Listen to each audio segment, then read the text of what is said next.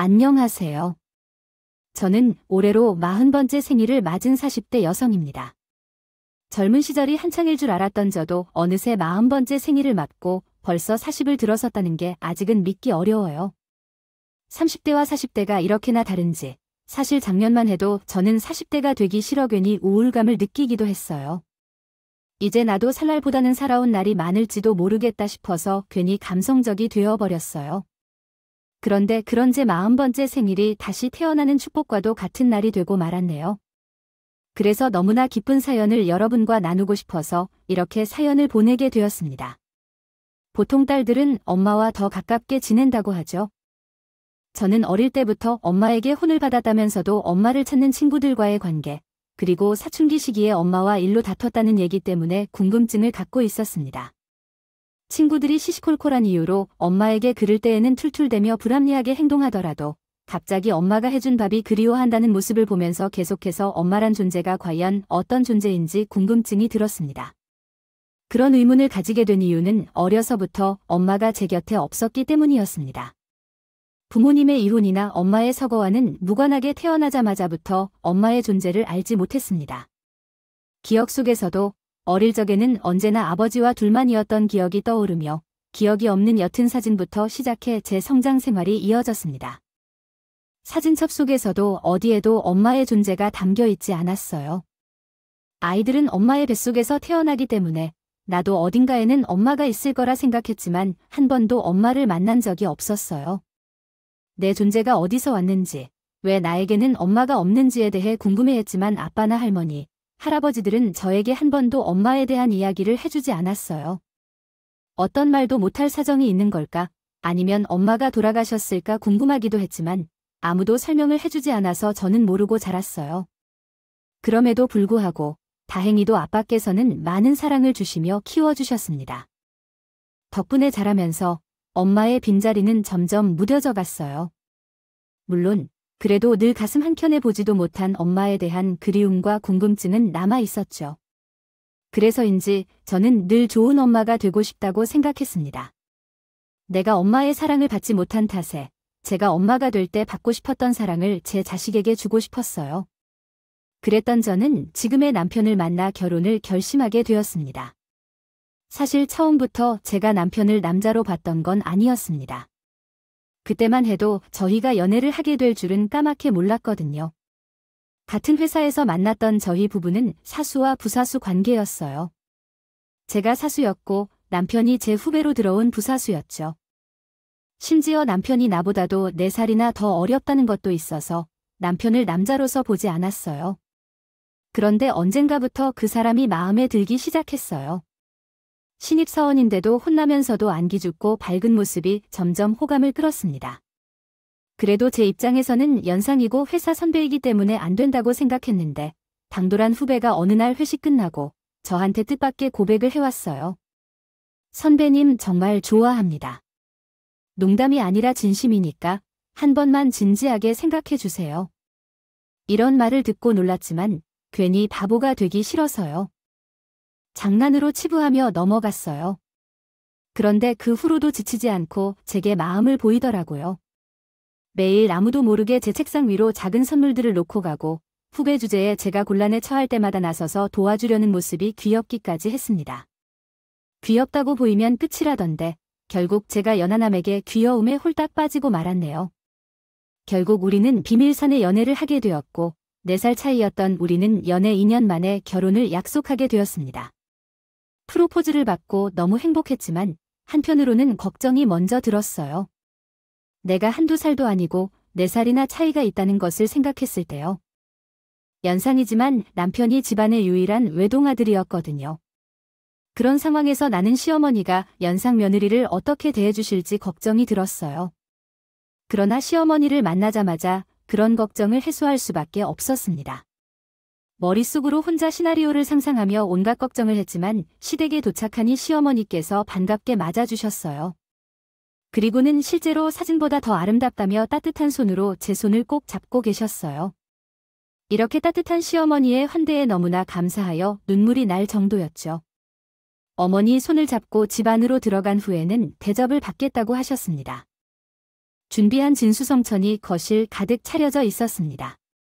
태어나서 그런 밥상을 받아본 것이 처음이었던 저는 자신을 위해 그 많은 것들을 준비해 주신 어머님께 감사한 마음이었어요. 그래서 긴장되어 소화도 잘 되지 않으면서도 감사하게 음식들을 잔뜩 먹었죠. 덕분에 그날 소화제를 2병이나 먹고 자야 했지만 그날 시어머니가 보여주신 따뜻한 밥상은 평생 동안 잊을 수가 없을 것 같았습니다. 저희 어머니는 성격이 원래 그러신지 몰라도 제가 남편의 사수였다는 것도 제가 나이가 많고 편부모 가정에서 자랐다는 것도 전혀 신경 쓰지 않으시는 분이셨어요. 제가 괜히 죄책감을 느끼려 했는데요. 계시냐 물었더니 너무 아무렇지 않게 말씀하시더라고요. 알고 있지. 근데 그게 왜, 어머니는 괜찮으세요? 저는 사실 걱정 많이 했거든요. 제가 엄마 없이 아버지 손에서 자랐는데 남편보다 연상이라고 하면 싫어하실까 봐서요. 우리 새아가는 마음이 굉장히 여리구나. 아내도 될 걱정을 하고 있었네. 우리 집도 몇 년 전에 남편이 돌아가셨으니 그럼 나도 이제 편모인데 그게 무슨 상관이야? 그리고 여자가 내게 맞으면 남자들한테 좋은 거지. 오히려 내가 철딱센 우리 아들을 장가 보낼 때 걱정이지. 말이 나서 하는 말인데 아가, 혹시라도 우리 아들이 철을 모르고 썩이면 나한테 꼭 알려라. 내가 애즈는 확실하게 해줄 테니까. 숨기지 말고 꼭 얘기해. 감히 남의 집 귀한 따님을 괴롭혔다고 내가 아주 호되게 혼을 낼 테니까. 알겠지? 저를 있는 그대로 받아주시고 귀한 따님이라면 아껴주시는 어머니를 제가 어찌 사랑하지 않을 수가 있겠어요? 솔직히 그때까지도 내가 과연 4살 연하와 결혼해서 잘 살 수 있을지 걱정이었는데 시어머니를 알게 되고는 그런 걱정도 전부 사라졌죠. 이런 분 밑에서 자란 자식이라면 걱정이 없겠다 싶었고 또 어머니 말씀대로 문제가 생기면 시어머니한테 이르면 되니까요. 덕분에 저는 정말 모든 걱정을 하지 않을 수 있게 되었어요. 아버지가 결혼을 앞둔 저를 걱정하시는 것 같았습니다. 아버지가 혼자 둬서 걱정이 되었고 결국에는 엄마의 존재를 몰라 결혼하는 것 같아서 이상한 기분이 들었습니다. 그러나 아버지도 마찬가지인 듯했습니다. 하나뿐인 딸인 저 때문에 결혼을 서두르라고 걱정하시다가 결혼하는 것을 보니 안타까워하시는 것 같았습니다. 결혼식이 며칠 전까지 매일 밤잠을 설치는 아버지를 보며 나도 잠을 설치다가 어느 날 늦은 새벽에 아버지가 혼자 앨범을 훑어보고 있었습니다. 문틈 사이로 엿보게 되었습니다. 처음에는 제 사진일 줄 알고 끼어들어 대화라도 나누자고 생각했는데 자세히 보니 제가 처음 보는 앨범이었어요. 얼핏 보기에는 제가 여태껏 본 적 없는 아빠의 젊은 시절 모습이었거든요. 그런데 아빠가 그걸 보며 눈물을 훔치시더라고요. 옛 추억에 잠기신지 훌쩍이시는 아빠 모습에 저도 놀라면서 모른 채를 했고 그냥 들어가 잠을 청했습니다. 무슨 일인지 궁금한 마음에 나중에 아빠 모르게 그 앨범을 열어보니 사진 속의 아빠 혼자가 아니라 젊은 여자와 함께 있었어요. 사진 속에서도 너무나 다정한 2사람의 모습을 보고 그 여자가 제 엄마일 것이라는 걸 알게 되었습니다. 그동안 아빠가 한 번도 말씀하지 않으셨던 엄마에 대한 사실을 저 모르게 그런 앨범에서 알게 되었습니다. 숨겨두고 혼자 옛 앨범을 뒤적거리시는 걸 보니 더 의아했어요. 그리워하는 것을 보면 아빠와 엄마가 나쁘게 헤어진 것 같지 않은데 대체 무슨 사정이 있는지 엄마에 대해 너무 궁금했죠. 그런데 오히려 남편이 그런 짓을 말리다고요. 그러지 마. 장인어른이 숨기신 이유가 있을 거니까 말씀하시려면 더 빨리 했어야죠. 가끔은 모르는 게 좋을 때도 있는 법이야. 혹시라도 자기가 또 상처받을까 걱정돼서 그래요. 누구보다도 나를 걱정하는 남편이기에 저는 남편의 말을 듣고 아빠에게 묻기를 포기했습니다. 그냥 아빠 몰래 혼자 그 앨범을 남겨두는 게 좋겠다고 생각했어요. 앨범을 열어보며 처음으로 엄마의 사진을 보게 된 것으로 만족했습니다. 30년 만에 처음 보게 된 엄마는 저와 매우 닮았어요. 30을 넘긴 제 모습과는 비교할 수 없을 만큼 어린 고운 모습이었지만 그 얼굴에서 제가 보였어요. 사진 속 회사에 다닌 엄마의 얼굴을 보자마자 왠지 더 서글퍼졌습니다. 엄마가 정말로 죽었는지 아니면 살아계신지라도 보고 싶었거든요. 하지만 말로 털어놓지 않는 아버지를 보며 무슨 사정이 있을지 생각하며 다시 앨범을 닫아뒀습니다. 그리고 이제는 제가 행복해지기 위해 남편과 가정을 이루기로 했어요. 4살 차이는 궁합이 안 맞는다는 말이 연상도, 연하도 통하지 않고 남편과 저는 4살의 나이 차이가 결코 없었습니다. 문제가 되지 않을 정도로 정말 잘 지냈어요. 어린 줄만 알았던 남편은 결혼을 하니 자기가 가장 노릇을 하겠다며 듬직한 모습을 보여줬고, 아이가 태어난 후로는 좋은 아빠로서, 좋은 남편으로서 부족함 없는 노력들을 해주었습니다.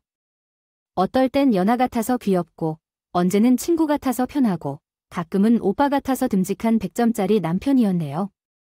하지만 제 결혼의 백미는 남편이 아니라 시어머니셨어요. 시어머니를 뵐 때마다 저는 결혼을 잘했다는 생각을 할 수밖에 없었거든요. 너무 자랑스러워서 주변에는 잘 얘기하지도 못했지만 저희 시어머니는 정말 좋은 시어머니셨습니다. 보통 며느리를 딸처럼 생각한다는 시어머니들은 정작 며느리를 좀처럼 받아들이지 않았건만 저희 시어머니는 진정한 딸처럼 대해주셨습니다. 부리고 아들만 예뻐하는데 저희 어머니는 오히려 남편을 머슴처럼 대하지 않고 쟤를 공주처럼 챙겨주셨어요. 제가 친정 어머니와 비교를 할 수는 없지만 어머니가 계셨다면 이렇게 대해주셨을 것 같아요. 결혼 후에도 한 번도 시댁에서 굳은 일을 해본 적이 없었습니다. 어머니가 일을 시키신 적도 없고 그저 남편이 더 고생을 하셔서 제가 그냥 옆에서 도와드리는 정도였어요. 게다가 어머니는 손맛도 좋으시고 맞벌이 하면서도 저희 식탁 위에서 반찬도 직접 만들어주시고 제가 먹고 싶은 게 있다면 언제든지 요리해주시는 분이셨어요. 덕분에 결혼 후에도 제가 처한 환경은 좋았습니다. 받아보지 못한 호사를 누렸습니다. 그분이 제가 임신했을 때 얼마나 잘 대해주셨을지 상상도 안 가고요. 그런데도 입더드로 힘들어하는데 시어머니께서 열심히 요리하신 음식을 먹지 못하고 그냥 구경만 하는데 시어머니께서도 드시라고 하시는데 못 드셨어요. 시어머니, 정말 괜찮아요. 걱정 말고 드세요. 시어머니도 드셔야죠. 하니, 아니야, 너도 못 먹는데 내가 어떻게 먹어? 아휴. 임신해서 괜히 너만 고생이다. 아이고, 살 빠진 거 좀 봐. 너만큼 마른 애가 더 살이 더 빠질래. 그래도 아직 괜찮아요. 이 시기만 지나면 좋아질 거예요. 많이 먹어야죠. 라고 하시니까 저는 그때 많이 먹으면 돼요. 제 걱정 마세요. 아까운 걸 보기에도 예쁘고 아쉬워 죽겠다고요. 아예 하나 낳으려다가 너만 겨우 내 자식이면 충분한데 낳아내고 싶다. 그때 시어머니가 나를 품고 울어하시는 걸 보고 어머니가 나를 정말 딸처럼 아끼신다는 걸 알았어요. 그것만 봐도 저런 시어머니는 어디서 찾겠어요. 시어머니는 날 머리에서 발끝까지 어떻게든 기르겠다고 정말 매일 노력하셨어요. 나는 죽으면 좀 먹고 싶겠네. 귀한 재료로 요리한 음식을 매일 챙겨오시더라고요. 그런 시어머니 덕분에 나도 입맛이 나아지고 그 후 건강하게 아들을 낳게 되었습니다.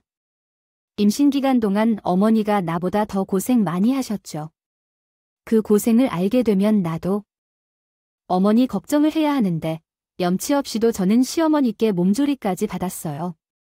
그때는 저도 참철이 없었죠. 어머니가 고생스럽게 집에서 친정 엄마한테 조리받는 사람들을 부러워했을까요? 지나가는 말로 엄마 있는 사람들 좋겠다 하는 얘기를 들으신 시어머니가 저를 위해 또 몸조리를 도와주셨습니다. 그때는 저도 애 낳느라 고생해서 마음이 약했는지 시어머니 앞에서 딸처럼 응석을 부렸어요. 정말 친딸처럼 누워서 시어머니 수발받고 매번 어머니가 해주시는 음식 먹으며 산후조리를 했죠. 시어머니가 저를 워낙 예뻐하시니 좋은 마음으로 해주셨고 저도 너무 행복했는데 나중에 생각해보니 저와 같은 며느리가 어디에 있는지 궁금해하시는 것 같아요. 시어머니께서 저를 아주 소중히 여기시는데 그 중에서도 특별히 중요하게 생각하시는 날이 있었어요. 그것은 제 생일인데요. 생일은 언제냐고 까먹으시더라도 제 생일은 무슨 일이 있어도 기억하고 챙기셨어요. 그러므로 한 달 전부터 제 생일을 준비하시기 시작했어요. 아가, 이번 생일에는 뭘 먹고 싶니? 미리미리 준비해야 하니까 말해봐라 하시며 직접 준비하시기로 하셨죠. 이번 해부터는 그냥 밖에서 먹자는 걸로 했는데 내가 있는데 뽀아로 밖에서 먹자고 해서 밖에서 음식 먹고 싶다는 거 엿봤거든요. 만약에 한번 먹고 싶은 게 있으면 내가 다 줄 수 있으니까 말해봐 하시기도 했죠. 그게 아니고요. 어머니 매년 혼자여서 정말 그럴 때마다 서운할 것 같아서요. 고생하는 걸 보기 싫어서 그러는 거죠. 남들이 알면 다 욕해요, 세상에. 시어머니께 생신상 받겠다고 하겠다는데 고생시키는 며느리가 어디 있어요. 저도 이제 나이를 먹어서 그런지 생일이 유난스럽지도 않고 생일상을 안 받아도 괜찮아요. 그러니까 제발 이번에는 좀 대충 해주세요. 자꾸 그러시면 정말 부담스러워요.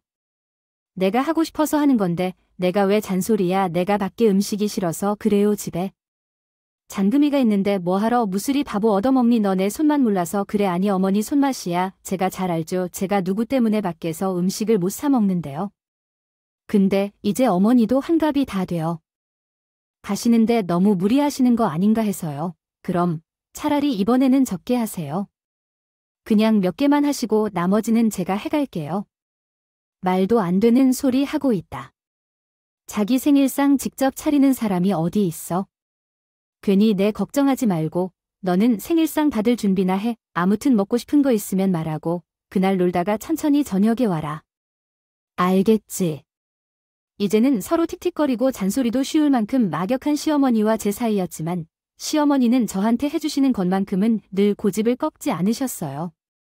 해드리려면 오히려 며느리인 제가 해드려야 맞는 건데 정작 저는 시어머니 생신상 차려드린 적도 별로 없었습니다. 다음과 같이 수정할 수 있습니다.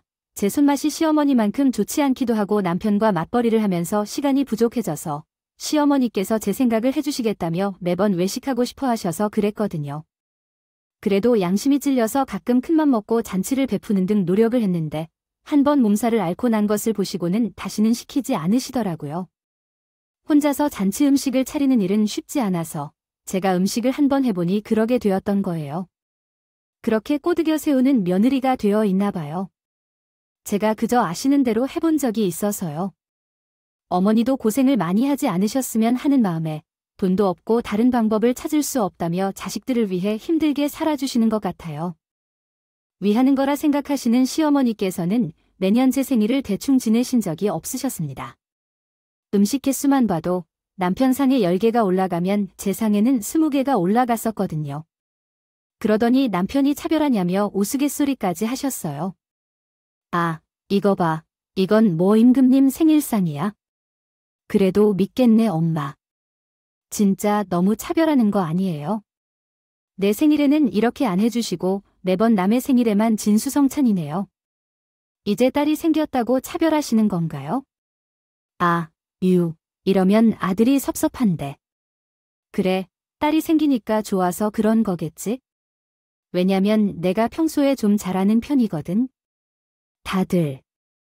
딸이 그러는 것이 틀린 말이 아니었어. 나는 아들만 있어서 몰랐는데 딸들이 엄마를 그렇게 챙기더라. 너는 내 엄마가 얼굴에 뭐 바르는지 신경 쓰냐. 근데 진영이는 내가 입는 것을 바르는 걸 다 챙기고 나를 엄청 신경 써. 그러니까 나도 이제 무심한 아들보다야 우리 딸 더 챙겨야 해. 어머니는 일부러 농담처럼 얘기하셨지만 생일 때 유독 나를 챙겨주신 건 아마 제가 친정엄마가 없어서 생일날 우울해하고 힘들어하는 걸 아시기 때문일 거예요. 남편이 어머니가 곁에 계시니까 같이 얼굴만 봐도 선물이라고 생각하지만 나는 주신 엄마의 얼굴도 모르고 매년 외로운 생일을 보내야 했기 때문에요. 그렇게 매번 시어머니 덕분에 풍요롭게 지내게 됐어요. 누리던 제가 이번에 마음을 차리고 돌아온 생일을 맞았습니다. 저는 이번에도 시어머니의 고집에 굴하지 않고 여느 때와 같이 시댁에서 생일 파티를 가게 되었습니다. 저의 계속되는 잔소리에도 불구하고 어머니께서는 적당히 요령을 부리시겠다고 하셨지만 하필이면 제 마음을 담은 생일을 맞는 두 번째 날 어머니의 고집이 굽힐 리가 없을 것 같았어요. 그래서 제가라도 손을 돕겠다며 서둘러 달려갔지만 급하게 간 것 같았는데도 어머니는 이미 모든 준비를 마치신 모습이셨어요. 혼자서 어떻게 이렇게 모든 것을 하셨을까 싶어 입이 벌어지는 상을 몇 개 덧붙여서 모든 음식을 예쁘게 담아놓으셨다고 해요. 제가 받아본 생일상 중에서 최고로 기억에 남는 것이었어요. 세상에, 어머니가 이걸 혼자 다 하셨다니. 아니에요. 제가 적당히 하라고 했는데 어떻게 작년보다 더 하셨어요? 올해는 우리 며느리의 몇 번째 생일인데 특별해야죠. 그래서 우리도 좀 힘을 더 써봤어요. 어때요? 마음에 들어요? 우와, 우리 할머니 진짜 대단한 요리사 같아요. 맨날 엄마 생일이면 좋겠다. 그래? 대단하네요. 엄마가 이걸 진짜 혼자 다 하셨다니. 와, 이건 출장비를 패도 믿겠어요. 아니, 근데 이걸 우리 식구들끼리 다 먹을 수 있을까요? 이 사람이 걱정할 만해요. 우리 엄마가 큰손인 건 알고 있었지만 정말 어마어마해요. 이 정도면 동네 사람들 다 부르면 잔치도 되겠어요. 누가 보면 엄마 환갑잔치인 줄 알겠네요. 왜 또 쓸데없는 소리를 하고 있는 거야? 아니, 나는 쉰소리 하지 말고 부엌으로 들어가서 케이크나 해와. 밥 식기 전에 생일 축하부터 하고 빨리 밥 먹어야지. 서둘러 앉아. 오늘 내가 주인공인데 왜 그러고 있어? 어머니, 진짜. 매년 저 올리시죠. 이렇게 계속하면 저도 미안해서 어떻게 해야 할지 몰라요. 이 정도만큼 도와드리는 것도 제가 할 수 있는 한도인데. 아들도를 어떻게 이 빚을 풀어야 한다고 그러세요? 무슨 일 있어? 부모가 자식에게 이 정도는 해주는 거야? 아니, 너는 또 우는 거야? 누가 너를 부르면요. 울으라고 그랬어. 아휴, 너는 정말.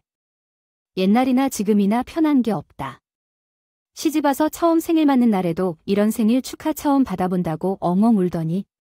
아휴, 너도 이제 40인데 아직도 눈물이 나니? 어머니가 자꾸 감동받게 하시잖아요. 이런 생일 선물 받으면 누가 안 울어요? 남편이야. 평생 이런 사랑을 받고 살아서 그런지 모르겠지만 제가 엄마가 늦게 생겼잖아요. 진짜 항상 감사의 마음을 가진 어머니. 제가 쑥스러워서 표현을 못하지만 그래도 제가 어머니를 많이 사랑하는 거 아시죠? 기쁜 일만 가득해야 할 생일날 저는 추천어입니다. 밖에도 잔치상을 눈앞에 두고 눈물이 흘러내렸습니다. 나이가 들수록 눈물이 많아지는 것인지 계속해서 눈물을 참는 것이 힘들어지네요. 진짜 어머니가 계셨더라도 이것보다는 못했을 것이라고 생각이 들었어요. 내가 대체 어떤 복을 받아 이런 장모를 만나게 되었는지, 친모에게도 받지 못할 사랑을 받는 것일까요? 저는 또 한 번 하늘에 감사했습니다. 사실 제가 매년 생일에 우울했던 이유가 그것이었어요. 나를 낳고 바로 떠난 친어머니를 생각하면 내가 환영받지 못할 존재였나 싶어 제 생일을 축하하기 힘들었어요. 어쩌면 나는 탄생을 축복받지 못한 존재일까 하는 마음에 우울해졌었던 것이지요. 결혼 전까지는 생일을 잘 챙기지도 않았습니다. 그냥 하루가 지나가는 것으로만 생각하고 있었는데 어머니께서는 제 마음을 잘 아시는지 매번 제 생일을 유독 챙기셨어요. 매번 제가 생일을 맞이하는 것을 마치 태어났어야 할 사람처럼 대해주시는 시어머니 덕분에 이제는 제 생일을 마음껏 축하받을 수 있게 되었거든요. 그래서 어떻게 울지 않을 수 있었겠어요. 감동의 눈물을 흘리면서 시어머니께 다시 한번 감사한 마음을 전했습니다. 그렇게 정말로 감사한 마음으로 마음 아끼는 번째 생일을 맞이하게 되었어요. 내가 정말로 좋은 가족들을 만난 덕분에 무사히 마음속 귀한 번째 생일을 축하했습니다. 어머니께서 힘들게 준비해 주신 맛있는 음식들을 배 터지게 먹고 다들 웃고 떠들고 즐기느라 정신이 없었어요. 그렇게 한창 식구들이 즐기고 있는 사이 누가 시댁 초인종을 누르는 소리가 들렸습니다. 올 사람이 없는데 누가 왔을까 싶어서 다들 의문이었죠. 이 시간에 누구지? 엄마 누구 올 사람이 있었어요? 아니, 올 사람은 없는데 아이. 그러게 저녁 시간에 누가 찾아왔을까? 제가 나가볼게요. 아니다, 아니다. 아내가 나가야 돼. 넌 생일인데 그냥 앉아서 놀아. 아니에요. 제가 가볼게요. 아니면 그냥 같이 나가요, 어머니. 밤도 늦었는데 이상한 사람이면 어떻게 해요? 태준이, 내가 따라 나와야겠지. 너는 어쩌라고 하려고 하는 거야? 어쨌든 나는 너를 걱정하는 것 말고는 없어. 아이고, 그래. 함께 나가보자. 집인데 설마 무슨 일이 생길까? 아이고, 정말. 이 시간에 누가 온 걸까? 시어머니와 나는 서로 일어나겠다며 신랑에 대해 이야기하다 결국 같이 나가기로 했습니다. 여태 함께 웃고 떠들었는데도 그러네요. 잠시를 떨어지기 싫어서 말이에요. 그래서 마당으로 나가 대문 밖으로 누구냐고 물었지만 밖에서 아무런 대답이 없더라고요. 혹시 장난인가 싶었던 저는 괜히 시어머니가 헛걸음하실까 걱정되어 제가 먼저 달려가 문을 열었습니다. 마당을 가로질러 대문을 열어보니 대문 앞에 처음 보는 중년 여성이 서 있더라고요. 처음 보자마자 왠지 낯익은 것 같았지만 제가 직접 아는 사람은 아닌 것 같았어요. 아주머니, 어쩐 일로 찾아오셨어요? 저희 집 찾아오신 거 맞으세요? 어머니 손님이신가요? 진영아, 내가 친영이구나. 누구세요? 누구시길래 제 이름을 아세요? 설마, 저를 찾아오신 거예요? 여기 저희 집도 아닌데, 근데 그 사람이 제 이름을 부르면서 절 아는 척하는 겁니다.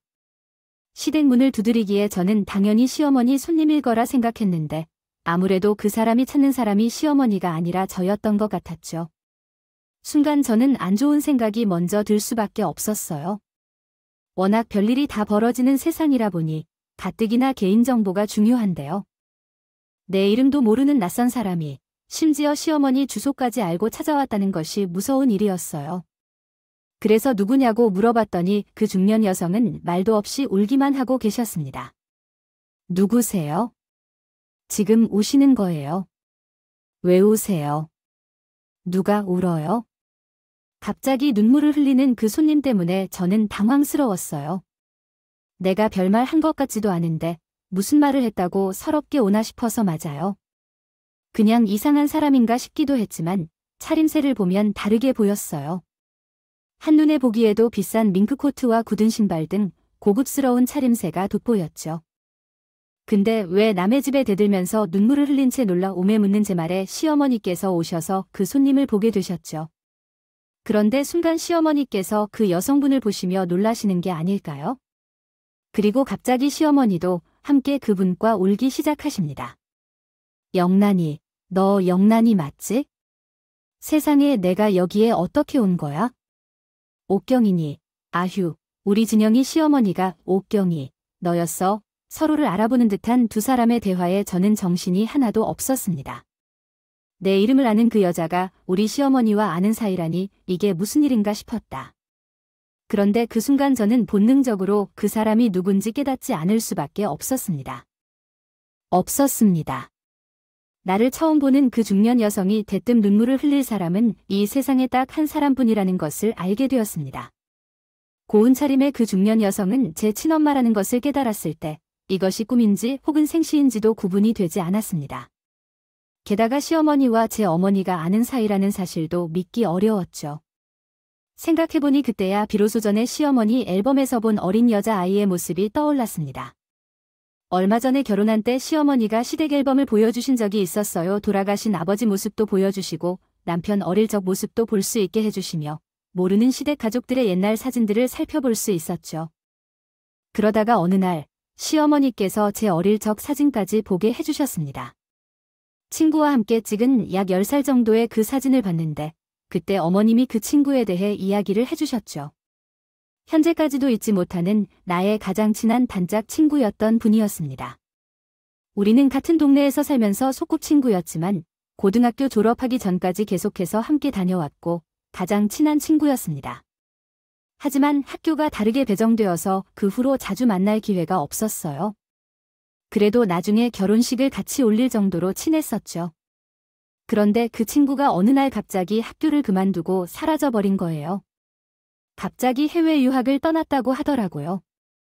그럼에도 불구하고 나는 우리가 서로 막역한 줄 알았는데 한마디도 말 없이 그저 사라지고 말았습니다. 떠나버렸다니 너무 서운한 것이죠. 그래도 아쉬워서 연락이라도 하고 싶어서 노력해봤지만 그 뒤로도 소식을 못 들었어요. 회포자진 막내딸이 참 예뻤는데 그때도 유난히 낯이 익었지만 누군지 알 수 없어서 넘겼던 어머니의 단짝 친구 모습이 제가 본 젊었을 적의 엄마 모습과 지금 제 앞에 있는 중년 여성의 모습과 많이 닮아 있었어요. 이렇게나 닮았는데 왜 그때는 한눈에 알아보지 못했는지 나중에야 저만의 눈썰미를 원망하게 되었죠. 시어머니의 어린 시절 중마고우가 우리 엄마라는 것을 깨닫게 된 저는 서로를 끌어안고 눈물 흘리는 시어머니와 엄마를 그대로 지켜볼 수밖에 없었습니다. 그동안 만나지 못했었던 만큼 반가움이 크셨는지 두 분은 바닥에 주저앉으시며 그대로 서로 한참을 끌어안고 오시다가 한참이 지난 후 겨우 진정을 하셨습니다. 영란아, 그동안 대체 어디 있었어? 어디 있다가 이제 나타난 거야? 내가 너를 얼마나 그리워했는지 알아? 나도 옥경이 너 많이 보고 싶었어.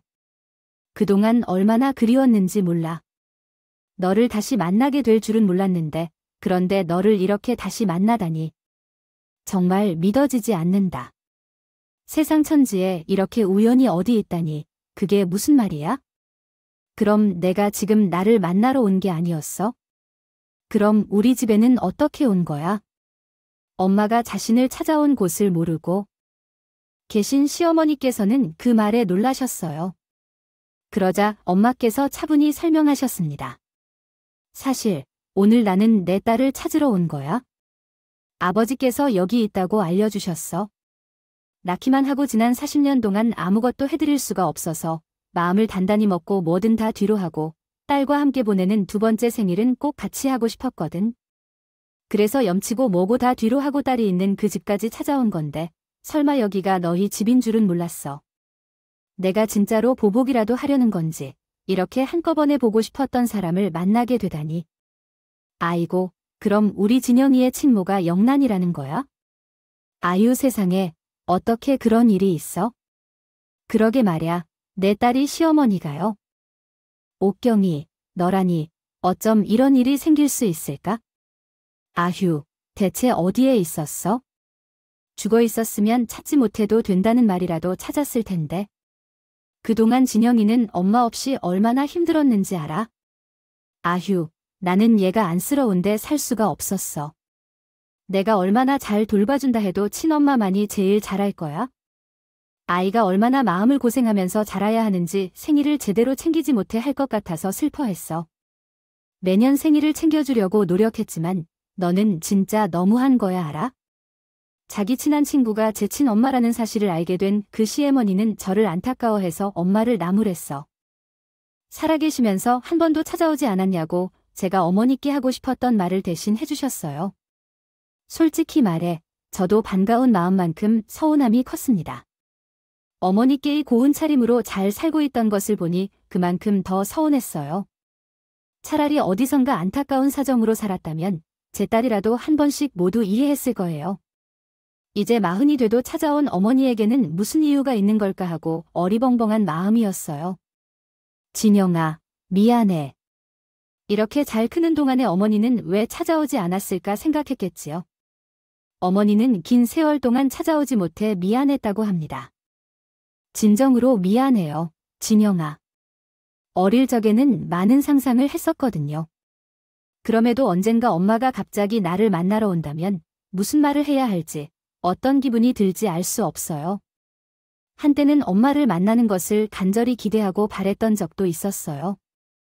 만일 그렇게 만나게 된다면 어떤 일이든지 상관없이 엄마를 반갑게 맞이하겠다고 말할 거예요. 그렇게 나이를 먹으며 나 또한 엄마가 되면서 생각이 많이 변하게 된 거죠. 자식을 낳아보니 생각해보니 생명을 탄생시킨 자식을 떼어놓고 오직 하루라도 살 수 없을 것 같아요. 이런데도 우리 엄마는 어떤 마음에서 내가 없이도 잘 살아갈 수 있는 걸까 싶어요. 죽은 게 아니라면 어떤 사정이든 한 번은 찾아와야 해요. 하지 않을까 생각하면서 언젠가부터 엄마를 원망했습니다. 그래서 40년 만에 엄마를 만나게 된 저는 마음이 무척 복잡했습니다. 기뻤지만 막아왔던 것도 있고 서운한 것도 알 것 같았습니다. 원망과 그리움이 동시에 드는 그런 복잡한 감정이었죠. 아마 저는 엄마를 그리워했기 때문에 원망했고 원망했기 때문에 더 사랑했을 겁니다. 그러기에 왜 나를 만나러 오지 않았느냐고 묻고 싶었지만 차마 그 말을 입 밖으로 내뱉을 수가 없었어요. 정말 엄마예요. 나를 낳아주신 분이라고요. 그래, 내가 내 엄마야. 그동안 찾아오지 못해서 미안하다. 진영아. 무슨 말이라도 좀 해봐요. 나에게 하고 싶은 말이 없었니? 원망이라도 좋으니 엄마 얼굴을 제대로 봐봐. 글쎄요, 죽기 전에 만나게 될 거라는 생각을 포기한 지 오래되어 이제 무엇을 말해야 할지 잘 모르겠어요. 지금 궁금한 건 그때는 나를 버려놓고 이제 와서 갑자기 왜 찾아왔느냐는 것이에요. 이미 세월이 많이 지나버렸잖아요. 내가 이 나이에 엄마가 필요한 것도 아니고 걱정 없이 잘 살고 있는데 저는 엄마 없이도 잘 살았어요. 좋은 시어머니를 만나서 매년 이렇게 생일 축하도 받고 친정엄마의 아쉬운 줄 모르고 살았어요. 근데 엄마야 갑자기 딸이 필요한 건가요? 그래서 제게 찾아오셨어요. 저도 그런 말을 하고 싶지 않았는데 이상하게 마음과 다르게 말이 삐뚤하게 나가더라고요. 괜한 어리광을 부리고 싶었던 거겠죠. 나도 나이를 먹었으니까 이제는 엄마가 필요하지 않다고 하면서도 속으로는 아직 엄마에게 어리광을 부리고 싶은 어린 자식이었다는 걸 느낍니다. 그래서 괜히 마음에 없는 말을 하고 속으로 후회를 하곤 했지만 그런 가운데도 시어머니는 제 마음을 이해해 주셨는지 손을 꼭 잡아주시며 다독여 주시더라고요. 부모에게 자식은 평생 어린이니까 진영아, 내가 할머니가 돼도 엄마 눈에는 어린이처럼 보일 거야. 그러니 이렇게 어리광을 부리겠지? 횡영란이가 진영이 엄마에게 맡겨주는 만나보다 그동안 내가 딸처럼 돌봐주다가 어리광 좀 피우게 하라고 하고 있지. 그래도 내 성실한 창녀처럼 굴도록 내가? 아휴, 엄마 앞에서 어리광 부리는 게 아이 같네 그래? 미안해. 진영아, 엄마가 그동안 함께하지 못해서 정말 미안해. 겨우 진정이 된 우리는 안으로 들어가서 나머지 얘기를 하기로 했습니다. 갑작스러운 엄마의 등장에 남편은 꿈을 꾸는 듯이 얼떨떨해하더니 누가 시키지 않았는데도 냅다 큰절을 하더라고요. 저를 낳아주셔서 감사하다는 말을 언젠가 꼭 하고 싶었는데 이제서야 가능하게 되었네요. 하게 되면서 처음 불리는 장모님의 소리에 엄마에게 예쁘게 절을 하며 잘해주셔서 감사하다고 하는 겁니다. 그 모습이 너무나 연하 같고 귀여워서 울다가 웃음이 나네요. 덕분에 조금 전까지 굳어있던 분위기가 조금씩 풀리는 것 같았고 그제서야 저도 엄마에게 지난 세월 못 드린 사정을 들을 수 있었습니다. 내가 너를 17살 나이에 낳았거든. 그때 너희 아빠는 이제 막 대학생이 된 20살이었지.